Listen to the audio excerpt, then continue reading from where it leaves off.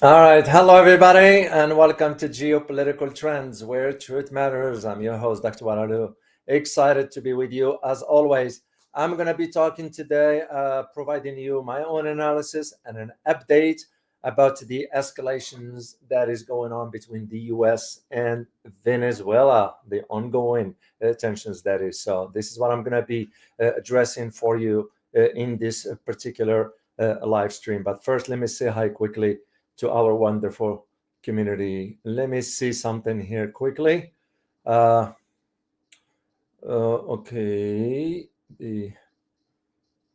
Okay. Now, yesterday, some of you put some comment about someone here that is disrupting the chat. So I'm gonna just go ahead and ban the individual here. So this way, thank you for bringing this up to my attention. Sometimes I can't see everything here. So Leanne, good to see you. Truth Seeker, good to see you. Locke, good to see you. Taiwan Still and Farhad Razavi, good to see you. Thank you, Taiwan Still, and thank you, Rapples01, for the comments. I was able to read your comment there. And Ali, good to see you. Ali Stalokin, here you are. Good to see you, and thank you for sending the comment regarding that individual. So I took care of it. Ayub, good to see you. Kurt Bass, good to see you. Very, very excited to have you here, guys. Nimbo Fashion, good to see you from. Wow, look where Nimbo is joining us from, guys. Abidjan, Cote d'Ivoire. Good to see you here. So. And by the way, guys, keep an eye on the chat for, there are sometimes those individuals that just come into, if, and I say it to whoever doesn't have anything to contribute to the conversation, please don't waste your time and disrupt our community. I will greatly appreciate it. And I'm being nice about it at this time. So I will appreciate it if you do not, just don't be here. If you don't have anything to contribute, just move on with life. So, all right, let me get on into. I have headlines for you, and of course, the one that I am, my heart goes to really to the victims of what took place in Venezuela, in Indonesia, in Sumatra. I'm sure you heard about the landslides and floods in Gulf villages, leaving a tragic toll in Indonesia. So the death toll from the floods and the landslides that swept through Indonesia's Sumatra Islands has risen now to 753. As a matter of fact, the update of this number was about 800. So with more than 500 people still missing.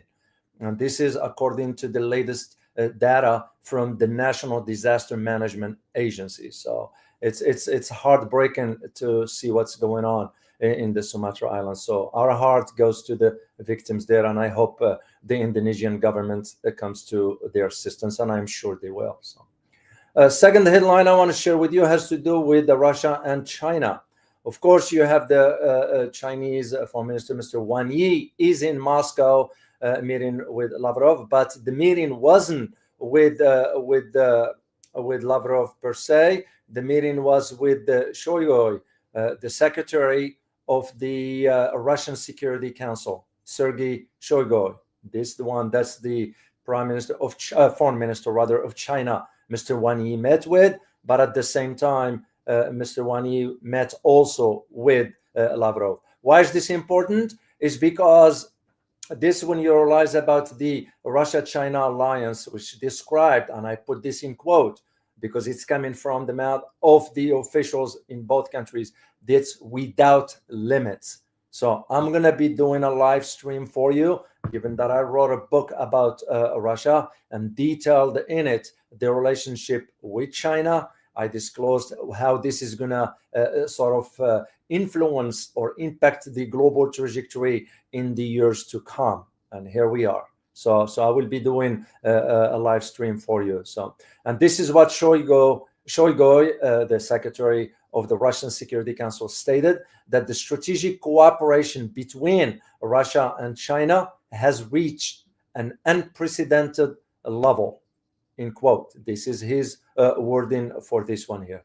Shoigu said during the consultation with the Chinese foreign minister, Mr. Wang Yi, who also met with Sergei Lavrov. So, all right, let's get into our analysis here. Let me just check quickly the chat box here, see if there is any comment from you, because this is from now on. I'm going to keep an eye on this.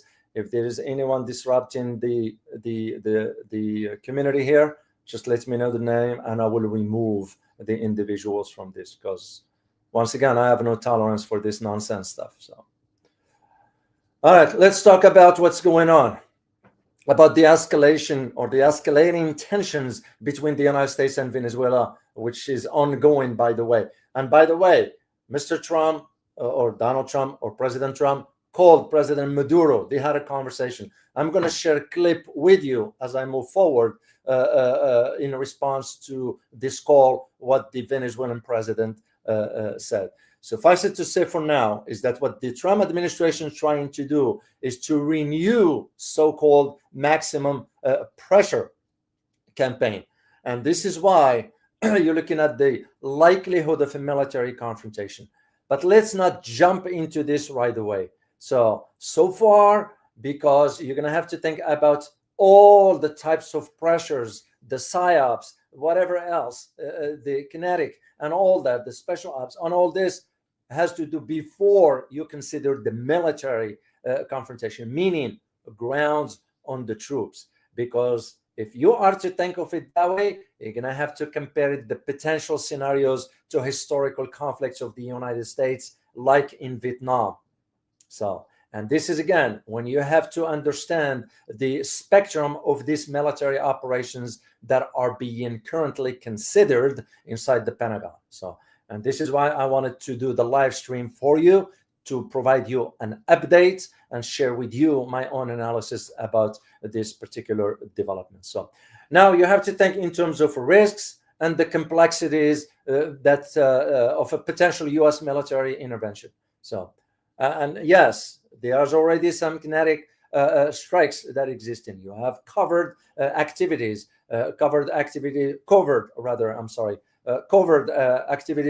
usually conducted by the CIA. But what I'm referring to here, I am referring to JSOC. To those who are in the military, you know what I'm referring to here. So all this, you have to understand that the U.S. have to consider and assess the domestic and the international obstacles to such actions that it decides to go there. So the logical question, as a geopolitical analyst, I will ask is, how likely is the confrontation between Venezuela and the United States to evolve moving forward? Which is, to me, it's a logical question to ask. So let's start, for example, with the current escalation trajectory where things are. And like I mentioned, the Trump administration has revived now the so-called maximum pressure campaign against Venezuela.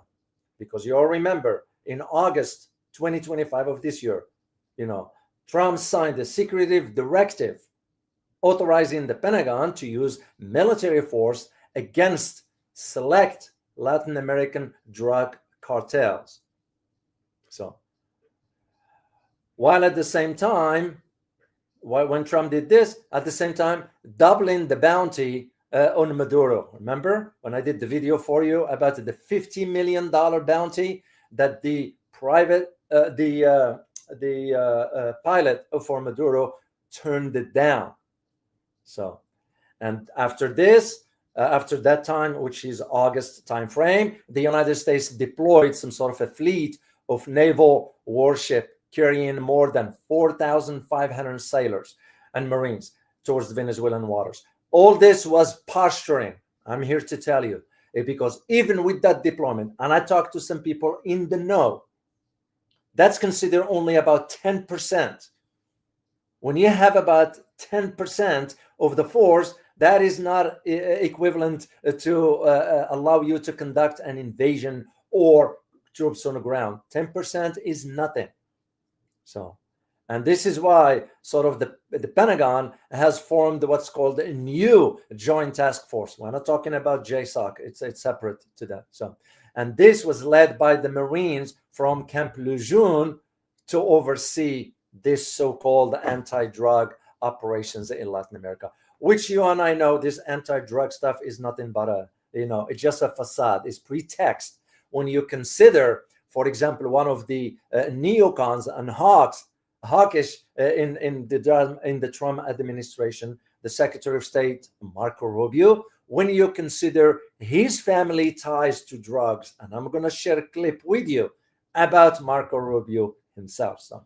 So when you think about the immediate pressure points, what are we looking at?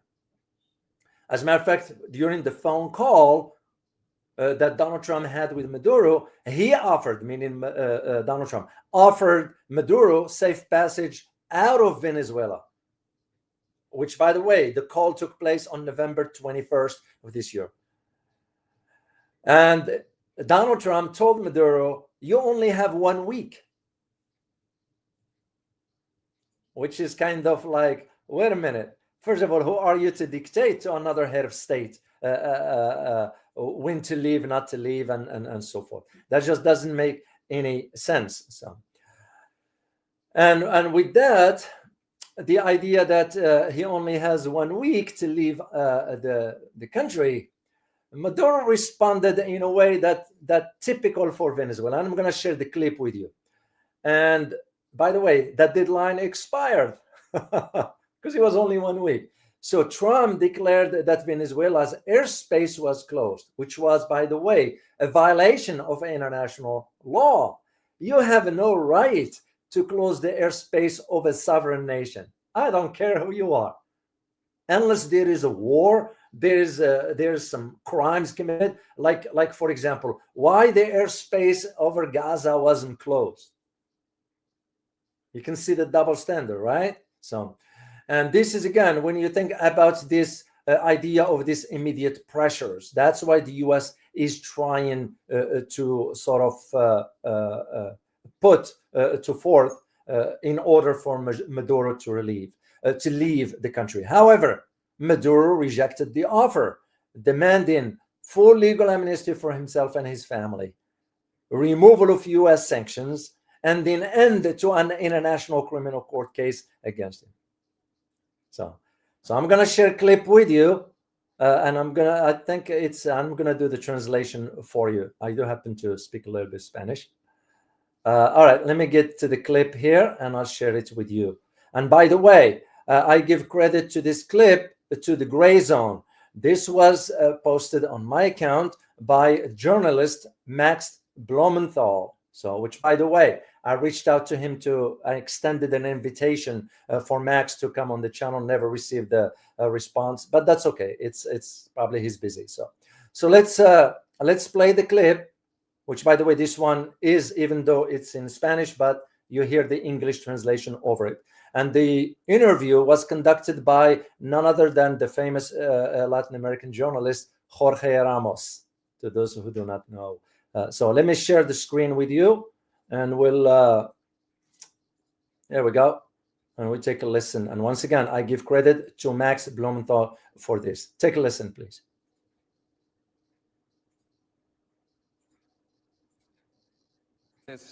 And then you find out that Orlando Cecilia, your sister Barbara's husband, had been Oh, by the way, just before I continue on this, I need to give you the background of this particular aspects of it. And this one has to do with the family member of Marco Rubio that was involved in the drug trafficking.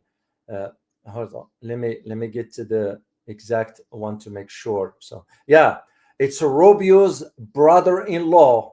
His name is Orlando Cecilia.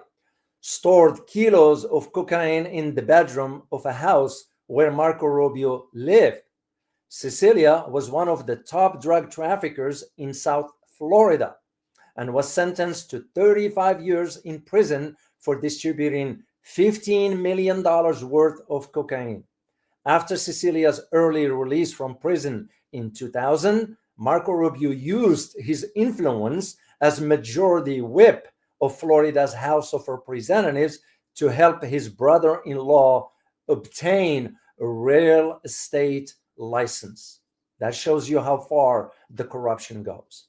So let's continue with listening to the interview. Arrested and charged with some drug-related crime, as you describe in the book, and then your brother-in-law would be sentenced to 25 years in prison. That's exactly what we said on Univision. I understand that this upset you and your family. I completely understand. The question is, as journalists and voters, do they not have the right to know what kind of relationship you had with someone linked to drug trafficking? The story was about me. They should have contacted me first. You were 16 years old. Let me finish. But you go beyond that. Later, on the front page of Univision's national news. I understand you weren't on the air that night, but Univision National put the story on the front page, which wasn't about me at all. It was the personal story of two private citizens who have absolutely nothing to do with politics. But connected to you, So they could have asked me. it said that you could become vice president. And these kinds of connections had to be discussed. But Jorge, no. With the press, that's public record. And Univision calls me, asks, look, we understand this happened in your family. How did it affect you? I would have gladly answered. You say he had no influence on you at that time, meaning he didn't help you financially. I'm asking you if Orlando, your brother-in-law, helped you financially when you were 16 years old. Well, he was my brother-in-law. I was 16 years old. As I mentioned in the book, I used to wash his dogs at his house. I'm sure they gave me gifts. Obtenidas por el semanario New. Okay, I'm going to stop it right there. And just to give you an idea, why? Because Marco Rubio was the one that is now pushing for the war against Maduro, or the removal of Maduro. And as a matter of fact, the same for Colombia, Petro. That's the idea. So you need to understand the background to make more sense to you. So to go back to my point about the pressure points the Trump administration is using. Of course, we talked about using the pretext of the drug cartels and so forth. But when Donald Trump called Maduro, the hope was that for Trump, Maduro will accept. Well, Trump is naive to think that Maduro is going to say, yes, sir, because you called, I am going to accept your offer. Forget about it. And that's exactly what happened. So here is, and I'm going to share with you the clip here of what Maduro said after the call, and I'll provide you the translation for it. The clip, by the way, I get it from Al Jazeera. That's where I get the clip from. So let's take a listen here. So, okay. Yes, peace, forever, forever, forever. Queremos paz.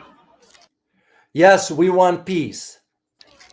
Pero paz con soberanía. But we want a peace with sovereignty. Okay. Paz con igualdad. With equality. Paz con libertad. With liberty. No queremos la paz de los Not a peace of slaves. esclavos. Ni queremos Or peace of colonialism, or colonialism. la paz de las colonias. Colonia. We do not want a peace of colonialism. Of Nunca. colonials. Esclavos. No peace of slaves. Jamás. Libertad. We want liberty República. for our republic Paz con dignidad. with dignity. Esa es la paz. Estados Unidos. No a la guerra.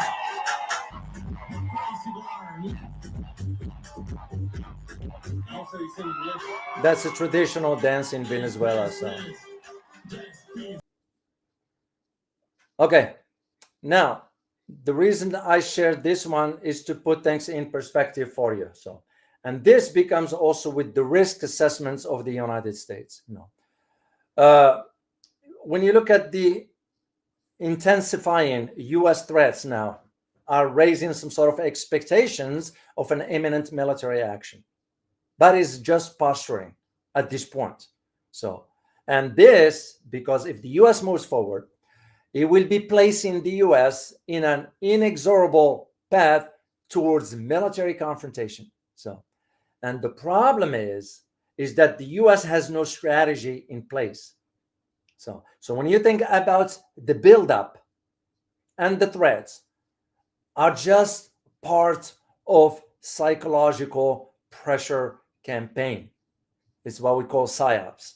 So it's this to force Maduro to step down or encourage regime change, or rather than the actual military intervention.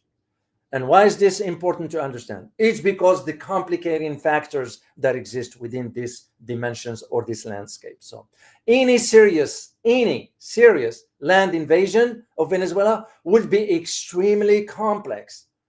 And this has to do with many factors. For example, the country size. Venezuela, it's not Panama. You think about the rugged terrain. You think about the Amazon jungle.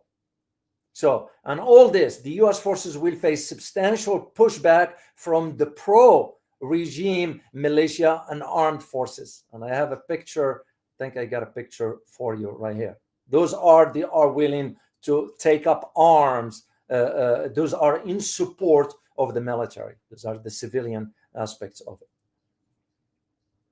So, this is what you're looking at, the idea of why it will be a challenging. So, and this is why the US administration is facing some sort of a mounting controversy now over the legality of the potential actions. The potential actions it already took, and the one that it recently took regarding the closure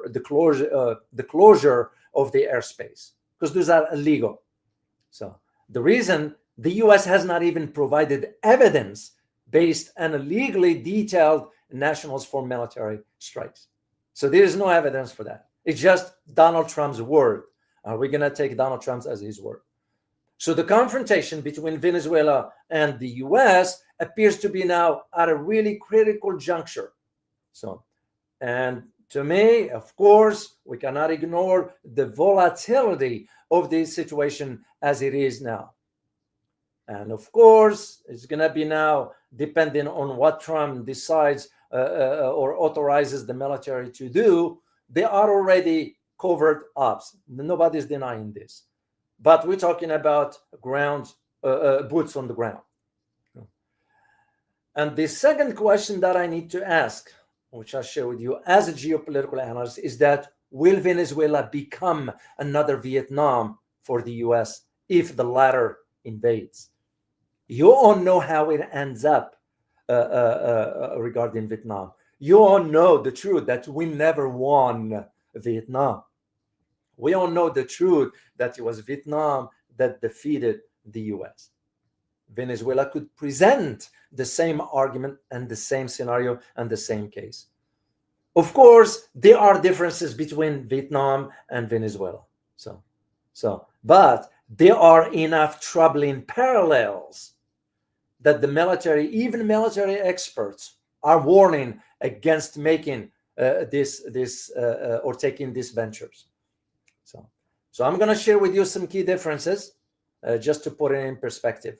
U.S. military, in case they decide to go, will face far greater initial tactical advantage. Of course, we do have an advantage. We have so many planes and this and that, but that isn't going to cut it in that terrain. You can have all your F-18s and 35, whatever, fly, ain't going to cut it. So, and that is why the American military, yes, it dwarfs Venezuela's in equipment and budgets and the amount of aircrafts and so forth, But at the same time, this will not be enough. There are currently too few troops that exist for the invasion. That's why I'm saying all what we are hearing right now and seeing is posturing.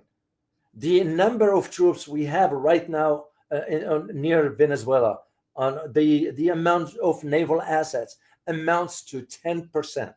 That's it. It's a shortfall by a factor of 5 to 20. So let that sink in. So then you have the other issue of the guerrilla problem, which mirrors the Vietnam. In other words, if the US goes in, you're going to have to deal, meaning the US will have to deal with the guerrilla warfare. If there is one thing we've learned in the last 20 years, is that we couldn't win guerrilla warfare. Look what happened in Iraq, in Mosul. You all remember? Look what happened in Afghanistan. Vietnam. Look what happened in Vietnam even back then. Venezuela is different. The real risk lies in what happens after the initial military sort of so-called victories, if that ever came to that. Why? Even if the US defeated Venezuela, this could drag and prolong the fight through guerrilla warfare. You could defeat the military, but you're not going to be able to defeat the guerrilla. Then you're going to have to consider, meaning the US has to consider the use of the local militias to make up occupation for that. This is where those sort of groups comes in.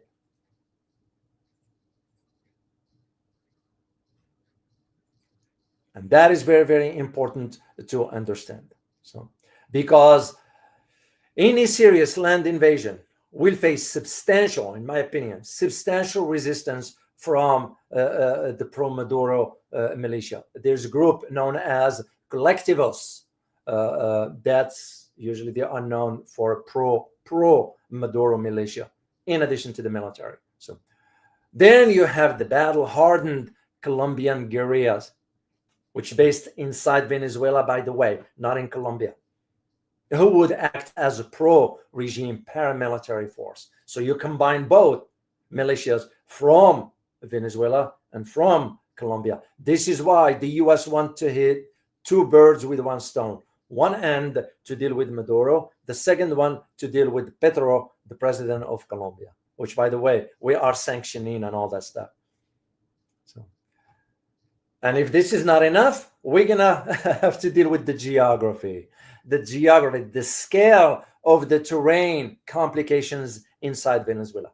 I remember when I went to La Paz a few years ago, and I tell you, the terrain is incredible.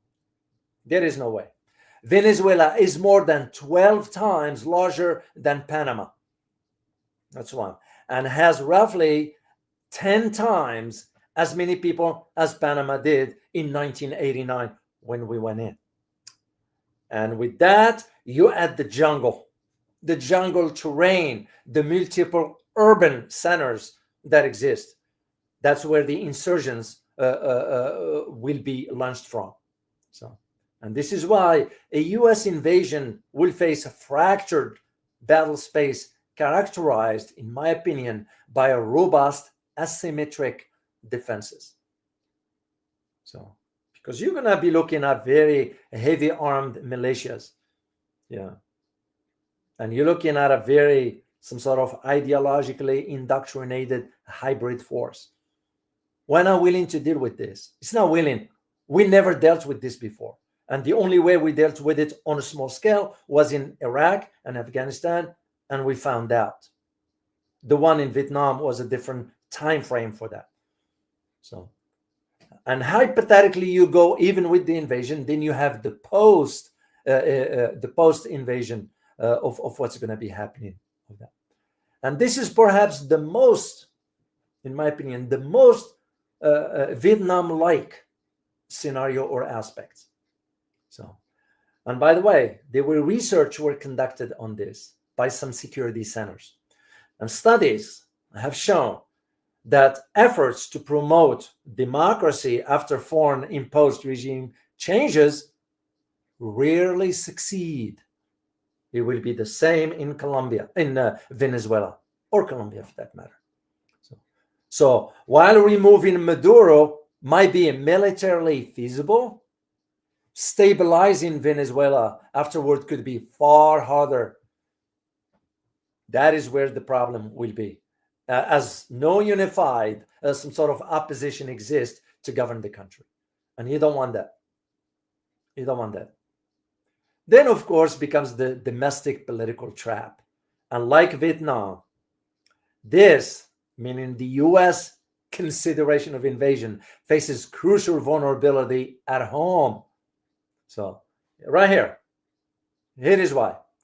It was a poll that was conducted in, and I'm going to share the link with you, on September of this year, 2025. You know what it showed?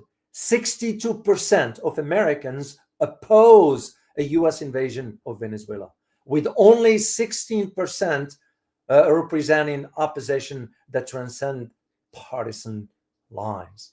And this is where you have the likes of, and I'm going to share the link with you in the chat box.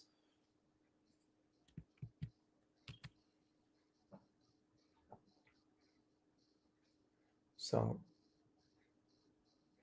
this is where you see, and that is one of the problems that we have to, that's why I wanted to do the updates for you. Now that the picture is becoming more clearer for me, at least. I've said it before, maybe I'm wrong, maybe not, that it will be no invasion. It's because we don't have the force for it, and we won't be able to sustain it anyway, despite it. So what we are good at is posturing. That's why we moved the aircraft carrier, we moved the fighter jets and all that stuff. It's just the same thing we did in Red Sea. You remember? And what did Ansarullah do at that time? They didn't care. They were still firing to the point we had to move the aircraft carrier Eisenhower at that time way up north. Same scenario here. So, of course, I just gave the analogy and the comparison. It's not the same. Venezuela won't be another Vietnam because the initial military mismatch favors the US far more. But even with that, the same argument was made in Vietnam. And look what the outcome was. So even with this, the occupation and a nation building phase, so-called, could become Vietnam-like, not only in cost and intractability, but also in prolonging the conflict. So, because what you're going to have at the end is you're going to have a conflict that starts with an overwhelming military superiority, which is true, but ends in a costly stalemate or even a withdrawal. That's exactly what we did in Afghanistan. That's what we did in Iraq. That's what we did in Vietnam. And that's what we did in the Red Sea. That is the way I see it playing out. Liking this video so far? Don't just be a watcher. Go ahead and hit the like, share, and subscribe button. And don't forget to tap the bell so you will not miss any of my videos or live streams. This way, you will be supporting a channel that stands for the truth and objective reporting. The choice is yours. Thanks for your support. All right. Next question. It will be, what kind of operations should we expect? Special ops, kinetic, which, by the way, the kinetic ops, the US is already embarking on. Ongoing kinetics operations that is already underway. So, and the US has been conducting those kind of strikes on vessels. That's why you saw those vessels being blown up, which, by the way, we never produced evidence for that. So, in the Caribbean Sea and the Eastern Pacific Ocean, as part of the so-called Operation Southern Spear. So, 21 vessels were struck. So, 80 people for killing 80 alleged smugglers. You know, to me, I need to see evidence. That's simple as that. So, and yes, when you have the US is deploying the F-35B, the stealth fighter, the MQ Reaper drones, the P-8 maritime patrol aircraft, the AC-130, you know, all this is nothing but posturing. So, and this is again where you have to think in terms of what does it mean. So if we are to think about the possibility of operations, then you move up to the escalated kinetic options, which is, by the way, according to the recent Pentagon meeting, those are under consideration. And this, what I mean by this, is a full-scale kinetic operation could involve a massive barrage of missiles and strikes by stealth aircraft. only when you find out that China has warned the Americans. And I'm going to get into that as I move forward here. So all this will be supported by stealth aircraft, as I mentioned, and you have the electronic warfare, or the SEGINs. That's part of this military. Then you have the special operation missions and the clandestine operations from inside the country. And all this aimed at taking down the Venezuelan air defense systems. It's the same scenario that happened to Iran, because Iran had the double agents within Tehran. Those provided the locations and the logistics and so forth. You'll do the same here. So, and this is why the US has intensified some sort of land targets, including the ports and the airstrips that the Venezuelan military allegedly uses for drug trafficking. So, and once again, to me, if you don't have evidence, then we can't be just throwing the words, oh, as drug dealer, whatever, till you have evidence for that. The one that I'm more interested in, it has to do with the special ops, so, and the covert component. And the special ops, I'm not talking about just the CIA. Of course, the agency will be operating, and it's already has been operating there and so forth. I'm talking about JSOC, okay? And when you think about the covert operations, likely to be the first a part of any new action against Maduro. To me, that gives me a yardstick by which I measure how serious the U.S. is committed to getting in inside Venezuela with troops on the ground, because the covert ops always precede the it's like what happened in Iraq with the invasion of Iraq. So and that's why the Trump has authorized the agency to conduct operations inside Venezuela. So the military collection that includes the special op mothership, that is where it positioned the rapid deployment, as it's known. So this is part of where then you have the PSYOPs, or psychological pressure operations. So what the White House is doing right now is exploring a plan.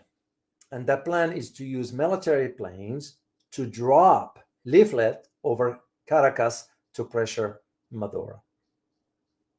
Remember, the way we did it in Panama was we spread the word about, people in Panama, Panamanian, are going hungry, that the system, the socialist system, is starving the people. That was all by design, by the way. Then you have the other element, which what we are witnessing right now. And this one has to do with force posturing. So when Donald Trump authorized the Pentagon to use military force against select Latin American drug cartels, and the Pentagon has formed some sort of a new joint task force, which is led by the Marines from Camp Lejeune. And the purpose of that is to oversee the anti-drug operations in the region. But okay, if it is the case, how come the media or the White House not disclosing about Marco Rubio? So, because it's Marco Rubio that is pushing for the war also behind closed doors. So you have the U.S. aircraft carrier Gerald Ford, the carrier strikes group, is now deployed within about 10 to 15,000 U.S. personnel in the region. But there is one element that I need you to understand, and that element is the constraint. What will be constraining this? Like I said earlier, while the military, U.S. military firepower is overwhelming, if you listen to what former, even some current government officials are saying, that deployed assets is insufficient for a full invasion. I disclosed this to you about a month ago when I said we are looking only at about 10%. They are confirming now, those current and former U.S. Government officials. And this, in my opinion, it suggests that the operations will likely remain limited in scope. Basically, special ops, raids, strikes on key facilities, the pressure campaigns. things like that. But you won't see a full occupation, troops on the ground. So a broader invasion would require significantly more troops to be deployed into Venezuela or the border near Venezuela. I mentioned earlier, because when you consider, and I give credit of this picture to Martin Bennett. So this is what you're looking at, the US assets in the Caribbean, closer to the border with Venezuela. I have also another picture, and I give credit to Juan Barrero. This is a Russian tank in Venezuela. This is an old tank here, but the Venezuelans still using those. So I mentioned earlier China, which, by the way, no media here in the US is addressing this. So you think about why China is warning the US about Venezuela. So as a matter of fact, it's not just one warning. China has issued multiple warnings to the US regarding military actions against Venezuela. So I'm going to share with you the 2 or 3 platforms on which China has expressed and warned the Americans. First, we'll start with the diplomatic warning. China had a direct diplomatic warning. Chinese Foreign Ministry condemned the US military buildup of Venezuela's coast. And this is where you had the spokesperson for the Foreign Ministry, Mao Ning, stating, and I quote, "China opposes any move that violates the purposes and principles of the UN Charter and each country and the country's sovereignty and security," end of quote. They also added, and I quote, "and opposing the use or threat of force in international relations and the interference of external forces in Venezuela's internal affairs under any pretext," end of quote. Why is this important? Like I said, I'm going to be doing for you, for our community, I'm going to be providing you an analysis about what is really going on between Israel and China. This has to do part of it, and I'll explain in due time. The second platform on which the Chinese warned the Americans, it has to do with high-level presidential support. What do I mean by this? The Chinese President Xi Jinping, sent a congratulatory letter to Maduro, pledging continued support for Venezuela's sovereignty aimed U.S. military. The timing of it. This is what the presidential support.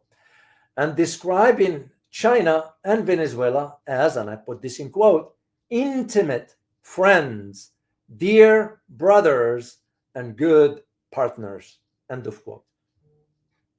China also is vowing to keep supporting Caracas in safeguarding its sovereignty and national security. The third platform has to do with the UN Security Council. The UN Security Council intervention. And here is what happened. Once again, I don't think so. The media, I'm not judging here.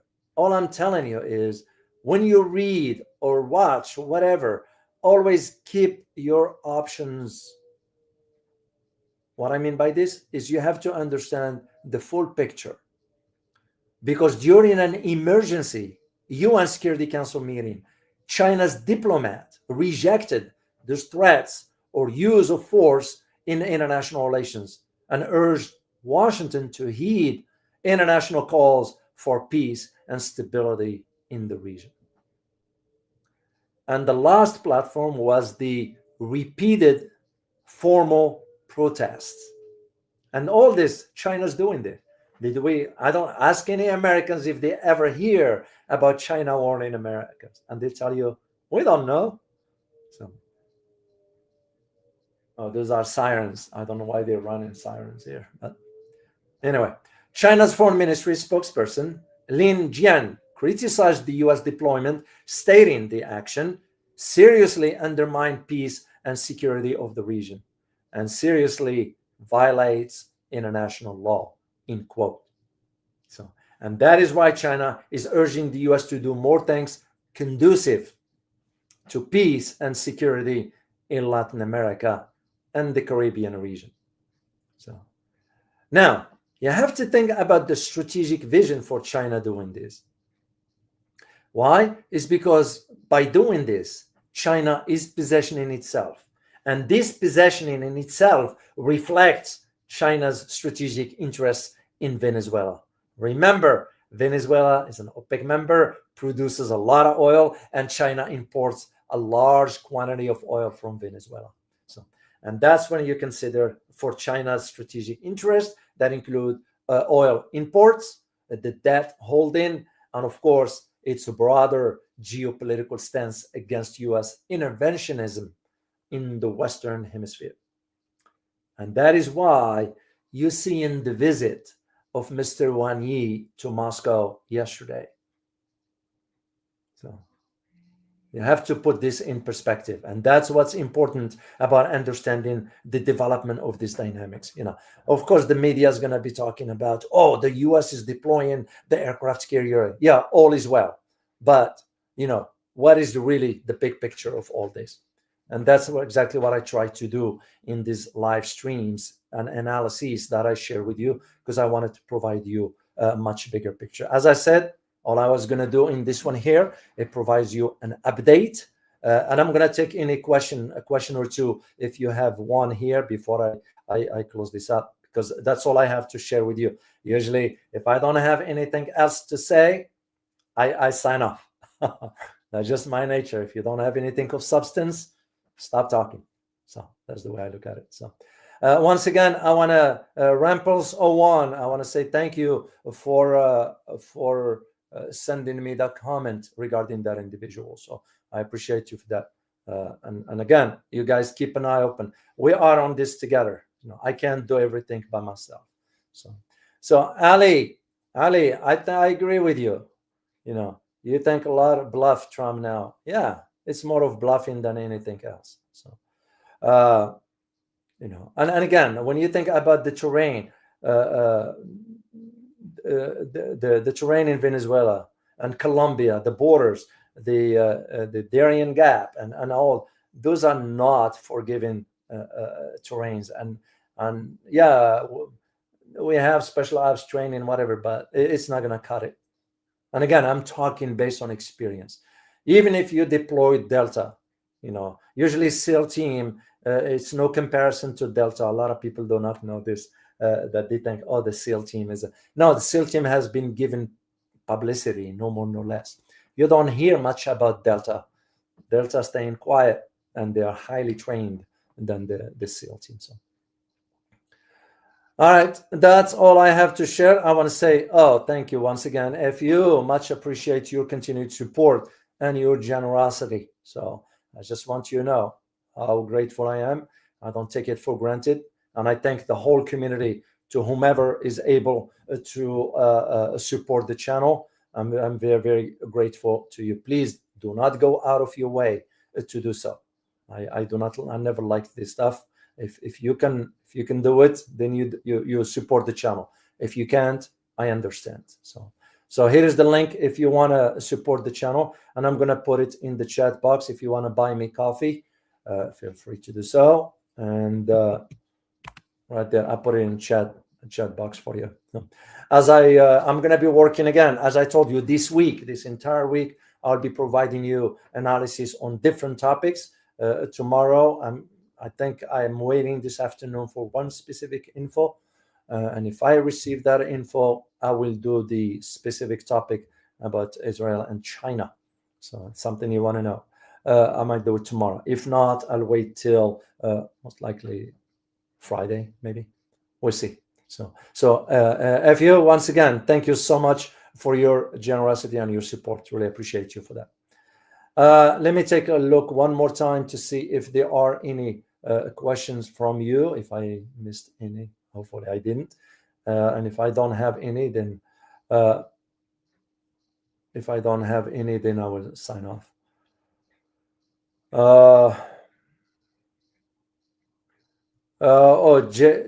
Jidwag, narco Rubio, devout evangelical Christians. Yeah, but again, if you are this devout, why would you call for war? A man of religion, in my opinion, shouldn't be calling for wars and all that stuff. So, but thank you for sharing that. Thank you for sharing that. Yeah, I was disturbed by that. I'm gonna post, by the way, if I still, yeah, I have it. I'm gonna post that link to that interview for you, and you can check it out yourself later on. And again, I give credit for that to Max Blumenthal, whom I extended an invitation. I hope he can make it here if his schedule permits. So it will be nice to have a conversation with him. Max spent a lot of time in Latin America, so I'm very familiar with his sort of movements back then. So, all right, let me see one more thing. I'm just looking see if there's any question from you, but if not, I'm going to sign off here. So, and again, I'll be working on the other topics for you. Then we'll. This way, I want you to end the year with the. Okay, I see one from Ramples on one. Here we go. I want you to have enough information and enough knowledge for you to see where things are headed. Dr. O, can Trump face an international court for crimes against humanity? Some senators are accusing him. Also, Judge Napolitano said it. I don't know. I'm not a legal scholar. I won't be able to answer this. But on the other hand, if you compare to what the U.S. is doing, for example, in Gaza, if you the way that I know it, if you support any crime, then you are party to that crime. So in that case, but again, we are not a signatory to ICC anyway. That's why we've never been part of it. So for this reason, so no. But again, I think the law should apply to everybody. I don't care who you are, but we're not gonna, yeah. I don't know. I'll be honest. I do not know, legally speaking. I might get you an answer. I'll ask someone I know in the legal field and get you an answer to that. But what the U.S. is doing, it's yes. Shelley, I don't know. How much can Starlink give an advantage? I have no idea. All I know now is that China is capable of shutting down Starlinks. That I know for a fact. So this is more of a technical question. So, and I don't have enough. I don't have enough background in this particular field. It's not mine. So let me see one more question if there is one here, and if not, I'm going to sign off and we'll see you most likely tomorrow.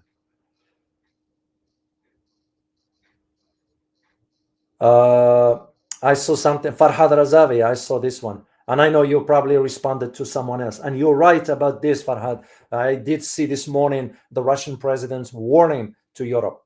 Europe is almost feels like he wants to have a war with Russia, and he will be wiped out. Literally. They better get it together. So I hope some cool heads will prevail before it's too late. So that's all I can say about, I don't quite understand.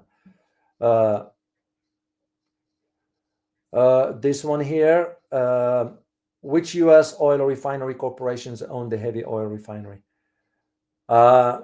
You mean here in U.S. in Venezuela? Because there are some shell companies, there were some American companies, believe it or not, were operating in Venezuela. But that was few years ago, to my knowledge. I know in Iraq, ExxonMobil wants to get the rights to drilling in northern Iraq, and Iraq said no. They gave that right to China. So that's usually to my knowledge what it is. All right, I'm going to sign off here. I hope you enjoyed listening to what I have to share with you about these updates regarding Venezuela. And again, I'll be working on the next topics for you. And as always, remember, geopolitics impact your daily life in more ways than one. Till next time. Bye-bye.